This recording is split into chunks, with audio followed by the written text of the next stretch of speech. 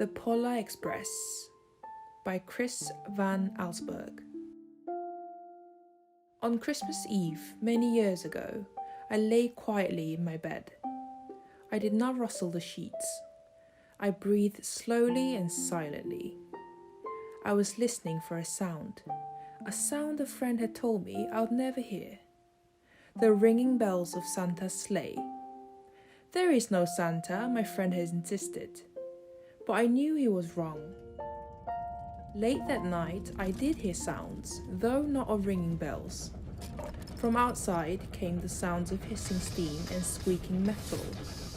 I looked through my window and saw a train standing perfectly still in front of my house. It was wrapped in an apron of steam. Snowflakes fell lightly around it. A conductor stood at the open door of one of the cars.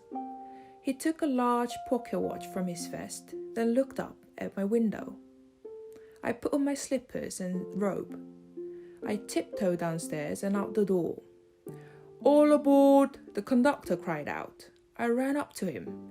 "Well," he said, "are you coming?" "Where?" I asked. "Why, to the North Pole, of course," was his answer. "This is the Polar Express."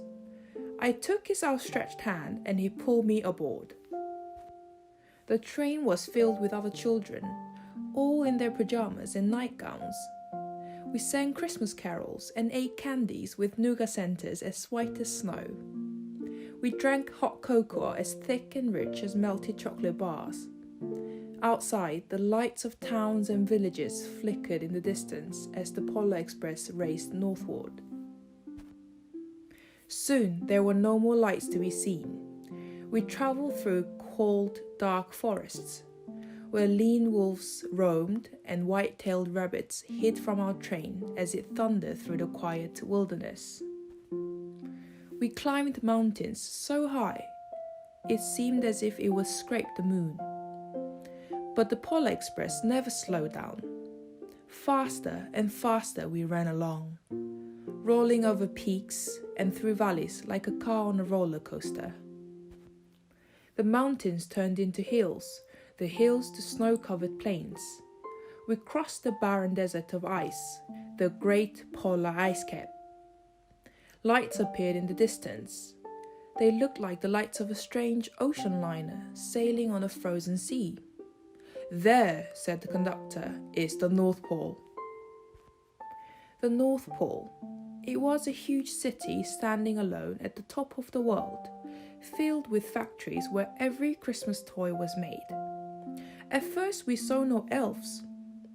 "They are gathering at the center of the city," the conductor told us. "That is where Santa will give the first gift of Christmas." "Who receives the first gift?" we all asked. The conductor answered, "He will choose one of you." "Look," shouted one of the children, "the elves!" Outside, we saw hundreds of elves. As our train drew closer to the center of the North Pole, we slowed to a crawl. So crowded were the streets with Santa's helpers. When the Polar Express could go no further, we stopped and the conductor led us outside. We pressed through the crowd to the edge of a large open circle. In front of us stood Santa's sleigh. The reindeer were excited. They pranced and paced, ringing the silver sleigh bells that hung from their harnesses. It was a magical sound, like nothing I'd ever heard. Across the circle, the elves moved apart and Santa Claus appeared. The elves cheered wildly. He marched over to us and, pointing to me, said, "Let's have this fellow here." He jumped into his sleigh. The conductor handed me up. I sat on Santa's knee and he asked, "Now, what would you like for Christmas?" I knew that I could have any gift I could imagine. But the thing I wanted most for Christmas was not in Santa's giant bag. What I wanted more than anything was one silver bell from Santa's sleigh. When I asked, Santa smiled. Then he gave me a hug and told an elf to cut a bell from a reindeer's harness. The elf tossed it off to Santa. He stood, holding the bell high above him, and called out, "The first gift of Christmas!"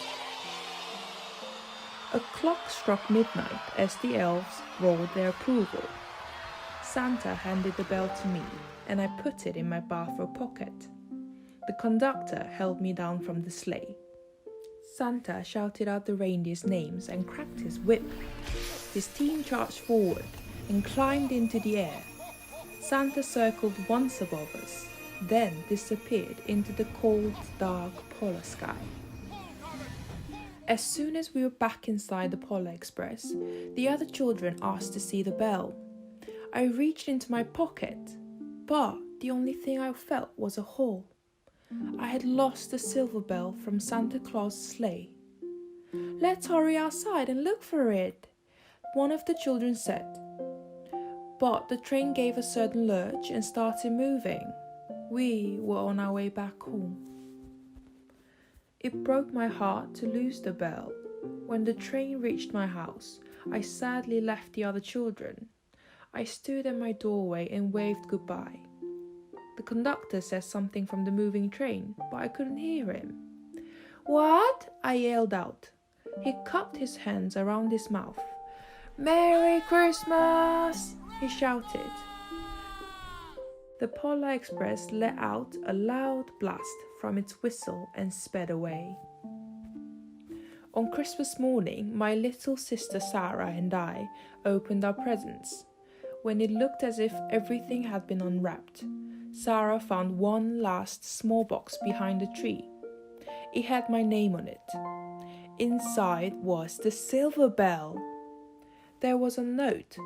"Found this on the seat of my sleigh. Fix that hole in your pocket. Signed, Mr. C." I shook the bell. It made the most beautiful sound my sister and I had ever heard. But my mother said, "Oh, that's too bad." "Yes," said my father, "it's broken."